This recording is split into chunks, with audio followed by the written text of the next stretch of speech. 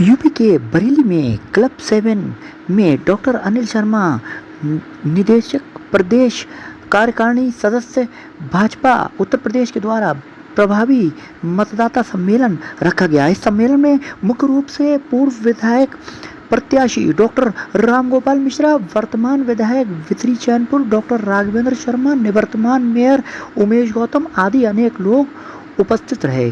इस संबंध में जब पूर्व मेयर से उनके कार्यकाल से संबंधित प्रश्न किए गए तो उन्होंने बताया कि आज ये प्रभावी मतदाता सम्मेलन था भारतीय जनता पार्टी के द्वारा किया गया, जिसमें प्रमुख रूप से ब्राह्मण समाज के लोग थे। यहाँ सभी लोगों ने जो हमारे यशस्वी मुख्यमंत्री योगी आदित्यनाथ जी की सरकार में जिस तरह से काम हुए हैं, जिस तरह से सुशासन चल रहा है, उसको आगे बढ़ाने के लिए, बरेली में विकास करने के लिए, बरेली के विकास की रफ्तार ऐसे ही सरपट दौड़ती रहे, इसके बारे में आह्वान किया है कि सभी लोग आगामी चुनाव में भारतीय जनता पार्टी का साथ दें और अपने क्षेत्र में, अपने खासतौर से बरेली में विकास की रफ्तार को तेज करें।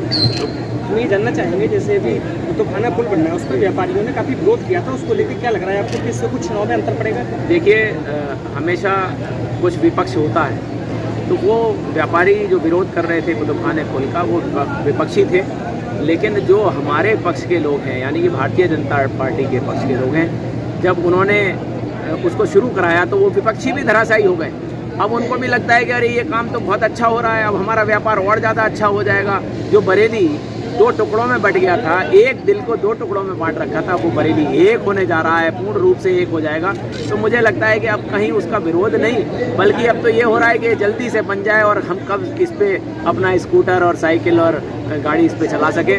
तो मुझे लगता है बहुत बड़ी सौगात बरेली की जनता को मिलने जा रही है। सर, अगर किसी की गली में दुकान हो, वो चला रहा है, तो उसमें कुछ क्या नगर निगम को साल भर का कुछ देना पड़ेगा? कुछ जी, अगर नगर निगम क्षेत्र में कोई दुकान है या कोई घर है तो नगर निगम को उसका हाउस टैक्स देना पड़ता है जी।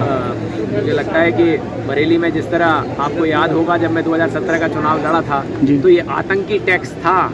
गाजियाबाद और आगरा, कानपुर से भी ज़्यादा टैक्स बरेली में कम कर दिया गया था, जिसको मैंने 45 से 50% टैक्स पहली ही बैठक में कम किया था।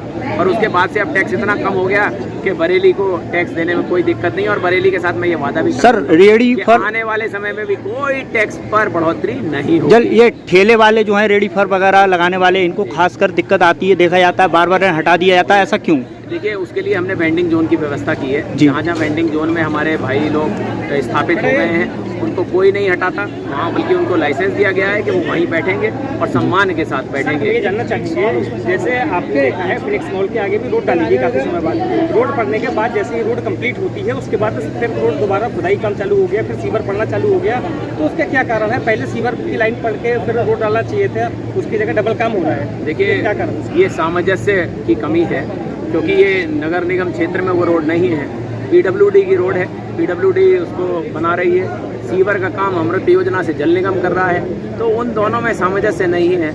इसके लिए हमने भी पत्र लिखा है कि सामंजस्य बना के काम करें, एक ही बार में सारा काम होना चाहिए। तो आगामी समय में एक सामंजस्य के लिए एक टीम बनेगी, जिसमें हमारे कमिश्नर महोदय और DM साहब भी होंगे। इससे सारे विभाग अपनी योजनाओं को रखते हुए, आगामी कार्यों को बताते हुए काम करें, जिससे सामंजस्य बना के जैसा कि अभी चुनाव नजदीक है, तो आपकी क्या तैयारियां चल रही है? देखिए, तैयारियां सबके सामने हैं और हमने कोई आज से तैयारी शुरू नहीं की, पूरे 5 साल से तैयारी चल रही है।